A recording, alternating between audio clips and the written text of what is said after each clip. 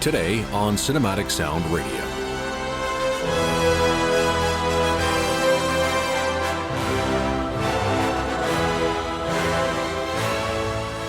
It's part 2 of my top 10 countdown of my favorite scores from 2020. On today's program, you'll hear selections 5 to 1, featuring the work of Taro Iwashiro, Hans Zimmer, Christopher Willis, Carlos Rafael Rivera, Michael Giacchino, and Nami Melamod. My name is Erik Woods. Thank you very much for tuning in to the Flagship Show on the Cinematic Sound Radio Network, which begins now.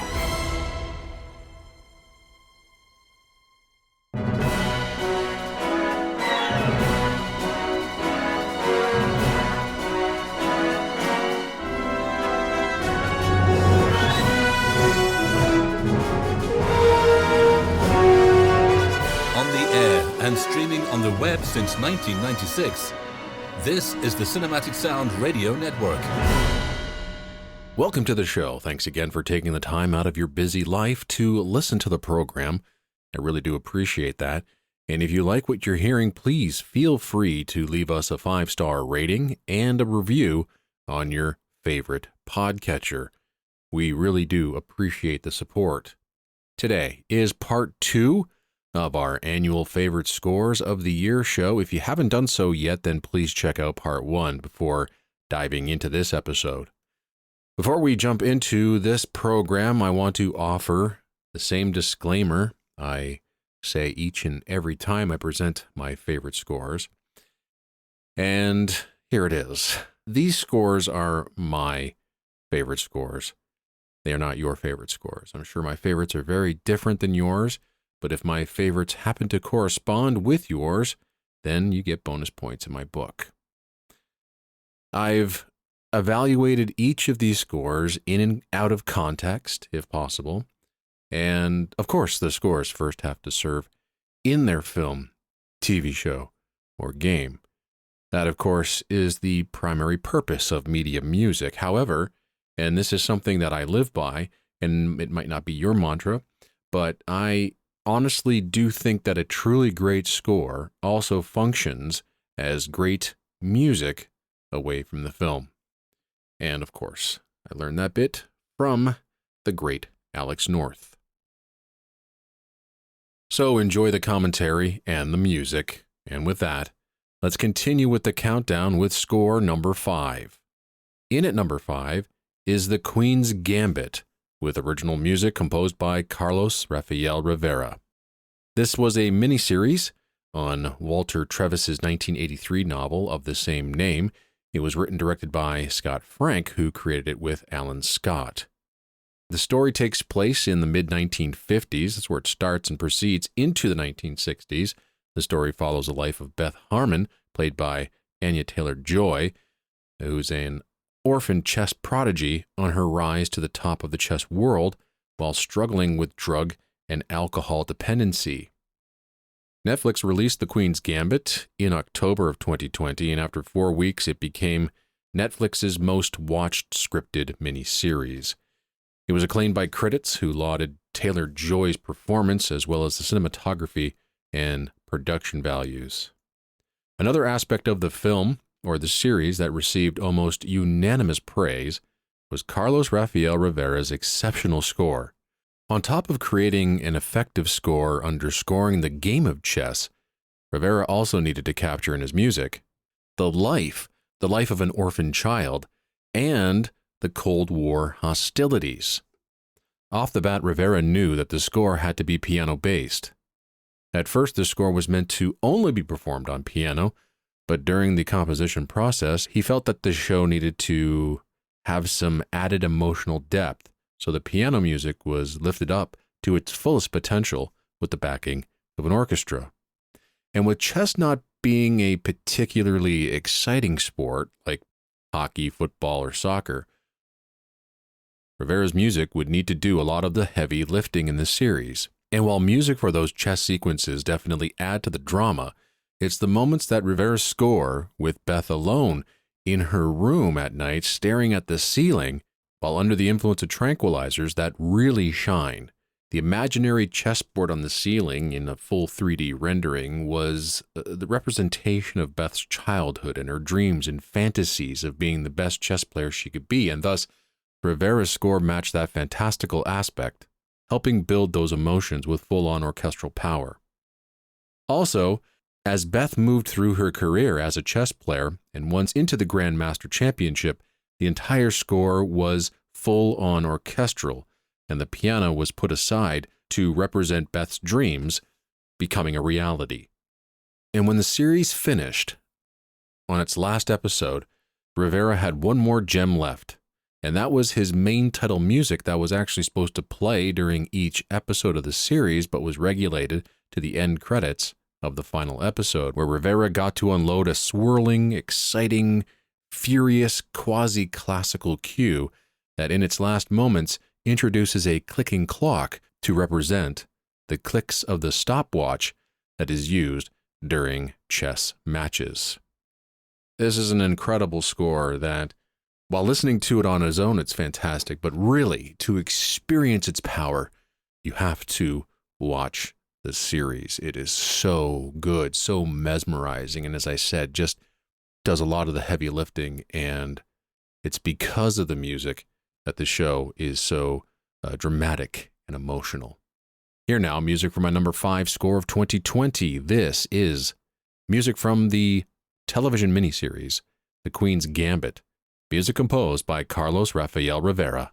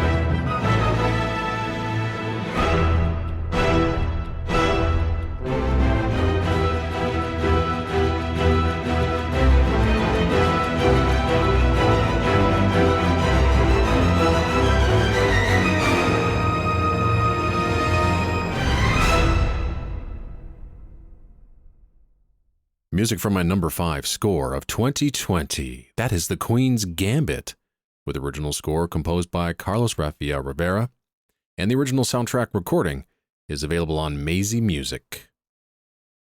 This is the Cinematic Sound Radio Network, and you're listening to the Flagship Show with Erik Woods. Welcome back to the program. My number 4 favorite score of 2020 is my favorite video game score of the year. It's Medal of Honor, Above and Beyond, with music composed by Michael Giacchino and Nami Melumad. This game's a first-person shooter virtual reality video game developed by Respawn Entertainment and was directed by the original Medal of Honor creator, Peter Hirschman. The game takes place in Europe during World War II, thus taking the franchise back to its roots, with the main protagonist being an OSS agent and fighter in the French Resistance. The score for the game was composed by Michael Giacchino and newcomer Nami Melumad. Giacchino and Peter Hirschman worked on the original Medal of Honor game, as well as Medal of Honor Frontline and Allied Assault. And they first worked together on the Lost World Jurassic Park video game in 1997. So when Hirschman came calling for Giacchino to work on this new version of the Medal of Honor series, even with Giacchino's busy schedule writing music for some of the biggest films in the past 15 years, he immediately said yes. He also brought on composer Nami Melumad to write the bulk of the music. Giacchino wrote the themes, Melumad wrote the underscore. The score was recorded under COVID-19 guidelines, where they recorded each group of musicians in separate sessions, string, brass, percussion, all on different days. But thankfully, the challenge of recording a score that way, and Giacchino, of course, loves to record the entire ensemble together, and I think all composers would rather it be that way, but thankfully, it all works together. You wouldn't know that all of the separate sections were recorded separately. The score brings back the classic traditional sound of the orchestra, which was the musical sound of the original games in this World War II series. Unfortunately, when Medal of Honor moved from the Second Great World War and into more modern battles, the scores became far less memorable and entered a more gritty, more contemporary territory. But with the return of the series to its World War II roots, the classic symphonic sound was brought back as well. Working with the iconic old themes and the new themes established by Giacchino, Melumad took the mantle and crafted an extraordinary score around those themes, writing some of the most impressive classic symphonic game music in years. Much like the other scores in the series, this one is action-packed and full of excitement, but also finds the time to acknowledge the sacrifice, honor, and heroism of the soldiers who fought in World War II. Melumad had an incredible 2020. Not only did she provide the music to this game, she also worked closely with Giacchino on the score to American Pickle, which is one of the finest comedy scores written last year. We should all have our eyes and ears on Melumad. I really do hope that her career takes off and that she follows in the footsteps of her mentor, Giacchino. The score was recorded at Abbey Road Studios in London and just sounds absolutely enormous. This is my number 4 favorite score of 2020. This is music from the game Medal of Honor Above and Beyond. Music composed by Michael Giacchino and Nami Melumad.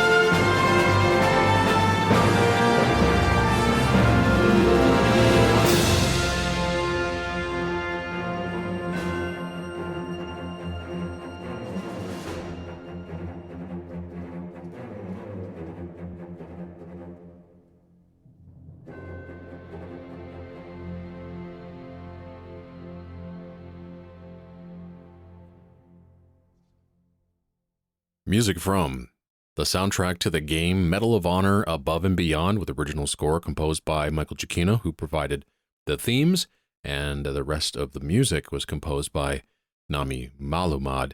The score was recorded by Peter Cobbin in London at Abbey Road Studios, with Cliff Masterson conducting. And the original soundtrack recording is available on Lakeshore Records, and that's my number 4 favorite score of 2020.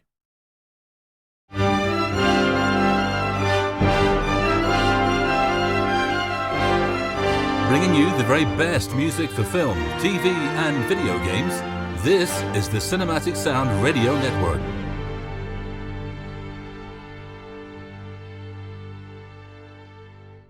Welcome back to the program as we are entering top 3 territory right now. And in at number 3 is music from the drama Fukushima 50, with original score composed by Taro Iwashiro. The film was directed by Setsuro Wakamatsu and was written by Yoichi Mikawa. Stars Koichi Sato and Ken Watanabe. And it's about the titular group of employees tasked with handling the meltdown at the Fukushima Daiichi nuclear power plant after the 2011 Toku earthquake and tsunami. The film was based on the book by Ryosho Kudoda entitled On the Brink, The Inside Story of Fukushima Daiichi, and it is the first Japanese film to depict the disaster. It really is a stunning movie that you will literally never forget. It's intense, deeply emotional, full of heroism and loss, and all of that is conveyed in Taro Iwashiro's extremely impressive, expressive, and heartfelt score. If the name Taro Iwashiro is new to you, you might want to check out some of his other works like Red Cliffs, Shinobi, Heart Under Blade, and Azumi, just to name a few. He is one of Japan's most celebrated composers. This score is really the emotional heartbeat of the film and does a lot of work in helping to tell the story. I wouldn't say that it did too much, but this film is rather old-fashioned in its look, and the score followed suit.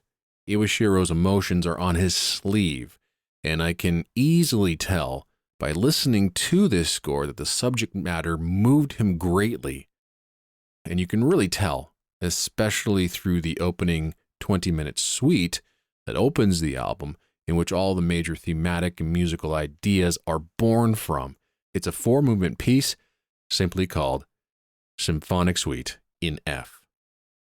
It is a sweeping suite featuring big musical moments with stunning solo performances from piano virtuoso Ryu Gato, cellist Yoko Hasegawa, flautist Eliza Marshall, and vocalists Alex McSweeney, Lucas Bing, and Naomi Nakahara. The rest of the score is performed by the Tokyo Philharmonic and Chorus. Japan has always embraced expressive music of this sort in their media, whether it be video games, TV, or film.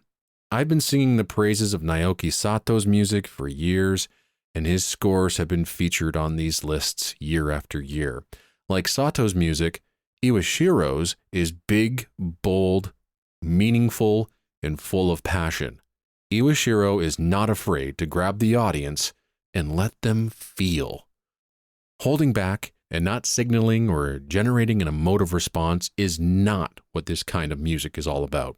This type of music is designed to make you feel something, and this is the sort of score that always connects with me the most. Iwashiro is letting us into his heart, and he poured everything he had into this film score. And what we're going to feature for you right now are selections from that stunning opening symphonic suite, simply called Symphonic Suite in F. And hearing music of this sort is just an incredible experience. So I'm more than happy to present music from my number 3 favorite score of 2020, Fukushima 50, with the incredible music composed by Haru Iwashiro.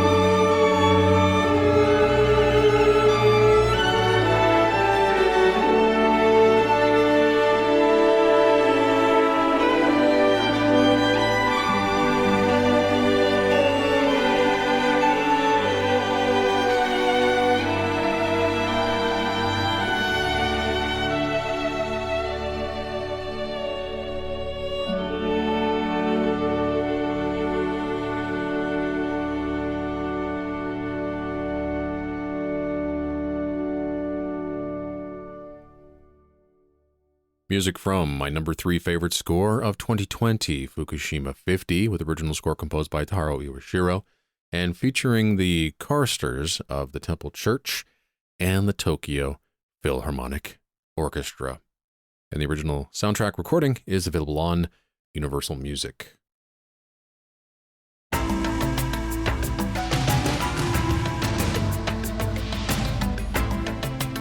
From Kitchener, Ontario, Canada, this is the Cinematic Sound Radio Network. And you're listening to the Flagship Show with Erik Woods. In at number 2 is Wonder Woman 1984, with original score composed by Hans Zimmer. This is the sequel to 2017's Wonder Woman and is the 9th installment in the DC Extended Universe, or DCEU, and the film was directed by Patty Jenkins.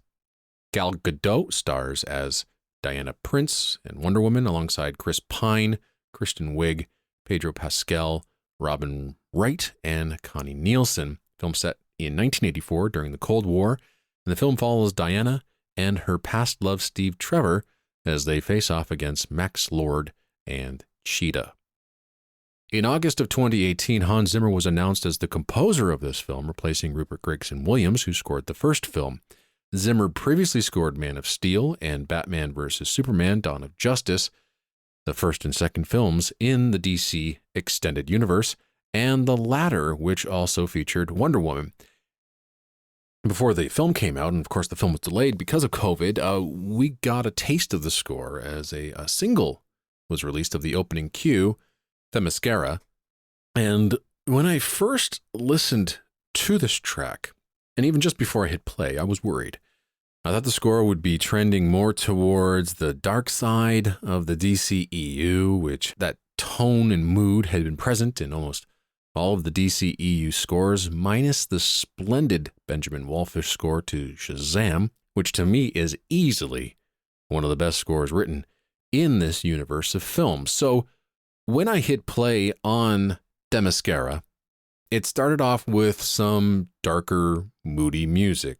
Tina Guo's cello playing started it off, and there were these low clusters and notes, and I was like, oh no, here we go again. But then only seconds later, Hans Zimmer introduces this wonderful, light, airy ostinato, and then voices and warm horns, and everything begins to sound so incredibly optimistic. And then a minute into the piece, the cue just explodes, and we get to, in the film, see our first glimpse of Themyscira. And within the score, the voices are louder, the strings are louder, and it's a celebratory moment, and the choir is chanting, and everything is going against my expectations. I remember playing the piece for Robert Daniels and David Coscina. They are both hosts here at Cinematic Sound Radio. And as I was playing it, we were all just kind of looking at each other going, what is this? This is the Hans Zimmer I remember loving. We're all tapping our toes on the floor to what we were hearing, and it was just absolutely surprising. I can't remember the last time we had Zimmer writing something with so much optimism and hopefulness and strength and heroism. Maybe Amazing Spider-Man 2? And it doesn't stop with the first cue. The film opens up with a young Diana Prince participating in a athletic event on Themyscira against the older Amazons. And so Zimmer unloads one of his most exciting action cues in years, helping propel young Diana to the finish line with hints of the original Wonder Woman theme and ostinato that was first introduced in Batman vs. Superman underneath almost the entire cue. And it's splendid. And after this flashback, we move to 1984, where we get a chance to experience a fun Wonder Woman rescue in a mall that harkens back to the opening of Superman 3 somewhat. It's light in tone as Wonder Woman performs heroic feats in front of an audience, which includes wide-eyed young girls who begin to look up to Wonder Woman as a role model. It's all rather lighthearted and it's really a lot of fun to watch. But as for the rest of the film, from that point on, the less we talk about it, the better. And for those that have seen the movie, I think they know what I'm talking about. It really isn't a good movie, but the highlight of the film is easily Hans Zimmer's splendid score with Steve Mazzaro and David Fleming getting additional music credits. This is the score that surprised me the most last year. I didn't expect in a million years that I would enjoy it so much. And when I got the album, I couldn't stop playing it. It was that good. It was that fun. It was that memorable. I mean, thinking about memorable, the original Wonder Woman theme is in the score, but Hans Zimmer takes that theme and expands on it and offers a wonderful variation on it throughout the film. And it's just fantastic to listen to.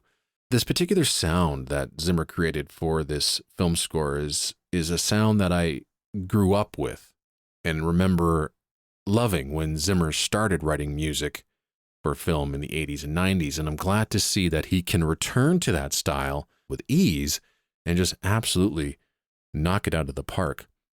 You rarely hear this kind of enthusiasm and expression in blockbuster Hollywood films these days. Rarely is the key word. It's not never, but rarely. But this score is a complete 180 from where Zimmer started in the DCEU and even with his Batman scores for Christopher Nolan. What really separates this score from other modern disastrous fare is Zimmer's sense of optimism, which has been sucked dry out of a lot of film music these days.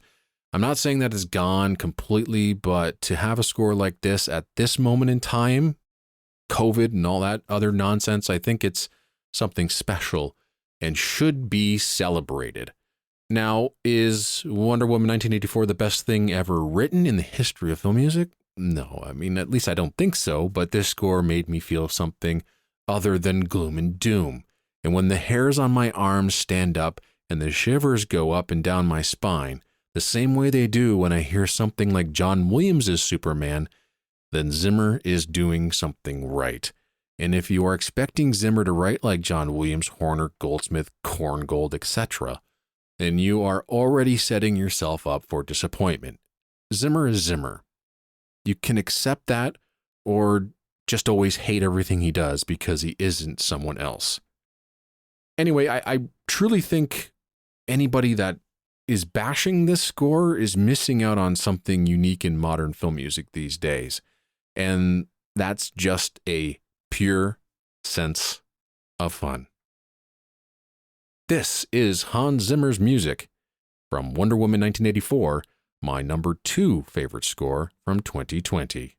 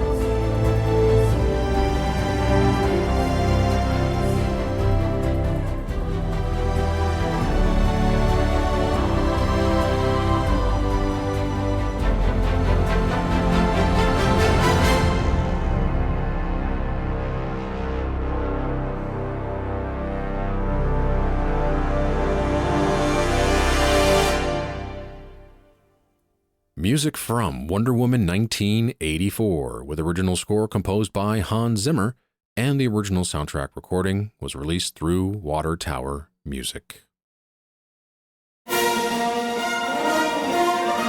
Bringing you the very best music for film, TV, and video games, this is the Cinematic Sound Radio Network. Welcome back to the show, and we've sadly come to the end of yet another edition of the Flagship Show here on the Cinematic Sound Radio Network. But before we go, I'd like to present for you my number one favorite score of 2020. It comes from the film The Personal History of David Copperfield, with music by Christopher Willis. The film was written and directed by Armando Iannucci, based on the Victorian-era novel David Copperfield by Charles Dickens. The film stars Dev Patel as the title character. The world premiere of the film was at the Toronto International Film Festival in September of 2019. However, it was theatrically released in the UK in January of 2020 and in the US in August of 2020. So that's why it is a 2020 score for us. So for me, the score by Christopher Willis is one of the most expressive scores of the year, combining numerous musical styles into one. If you're a fan of anything Don Davis has ever written, or anything in the realm of 20th century minimalism, post-minimalism, and romanticism, polytonal minimalism, atonality, and cluster writing combined with tonal writing, think of the minimalistic approach of Adams, Reich, Corcoliano, mixed with John Williams, Vaughan Williams, and other romantic-styled composers, then this one is right up your alley. There's also a good hint of Stravinsky in the writing as well. Christopher Willis is not only a great film composer, but a master composer, a learned composer as well. That only means that he's going to deliver great things time and time again. The Personal History of David Copperfield is, simply put, a magical score that really lifts up the emotions on screen and binds the film together and foreshadows David's adventures to come. Magical is the key word, because with all of the strange, weird, and eccentric characters on screen, it would be easy for Willis to follow suit. He doesn't, and writes what you might not necessarily expect or match what you're seeing on screen, and subconsciously he offers you alternate emotions to feel while you are watching these characters move throughout the story. Musically, there is nothing that comes even close this year to matching the mastery of the craft the way Willis has with this score. The layering, the themes, the variations on those themes, the kineticism, the depth, the craftsmanship, the emotions, the weaving of the solo instruments, the violins, the violas, the cellos that give the score a unique texture and sound. Christopher Willis actually explained that this sort of layering gives the score a yearning quality. It's utterly brilliant, and it's everything I've ever wanted out of a film score. This much thought and mastery of the craft. And what I think is so great about the collaboration between Iannucci and Willis is that Iannucci is always allowing Willis to essentially write pure music that just so happens to work as film music as well. The compositions and or musicianship is just as important as the music working in context, and I absolutely love that line of thinking. The score was performed by the Aurora Orchestra under its founder and principal conductor Nicholas Collin, an old friend of Christopher Willis. The Aurora Orchestra is a chamber orchestra and resident orchestra at King's Place. It is thought to be one of UK's most adventurous orchestras, renowned for being the first professional orchestra to perform entire symphonies without sheet music. That's insane. The score was recorded at beautiful Air Studios, which offers a wonderful sound to any score that's performed there. The orchestra just sounds magnificent, and they gave Willis a virtuosic performance of his score. The score won the 2020 IFMCA Award for Best Film Score for a Comedy Film and the Best Overall Film Score of the year.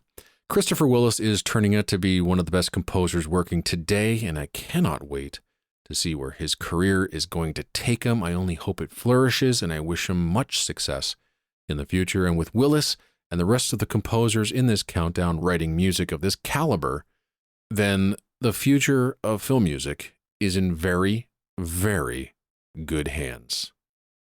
This is my number one favorite score of 2020, The Personal History of David Copperfield, with music composed by Christopher Willis, and the original soundtrack recording is available on the MVKA label. And with that, thanks again for tuning in. I really do appreciate you taking the time to join me today. And until next time, take care, wherever you are, and happy listening.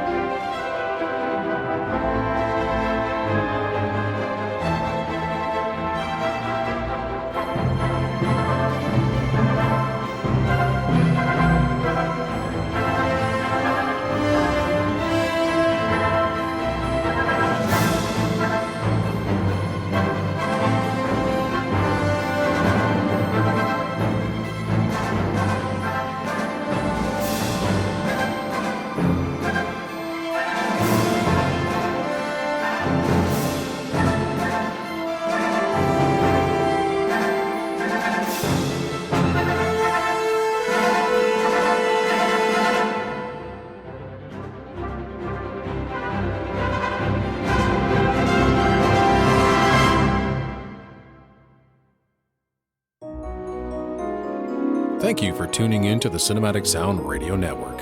I want to thank Tim Burton for providing his voice for all the bumpers and stingers you hear throughout the program, and David Coscina for providing Cinematic Sound Radio's theme music. If you have any questions, comments, or concerns, please email us at cinematicsound@yahoo.com. You can find us on social media at CinSound Radio on Twitter and Cinematic Sound on Facebook. And if you listen to us on Apple Podcasts, please take a moment right now to rate the show and write a brief review. Reviews help introduce potential listeners to the show. And while you're at it, head over to TeePublic to get a Cinematic Sound Radio t-shirt. And don't forget to check out Cinematic Sound Radio at cinematicsound.net.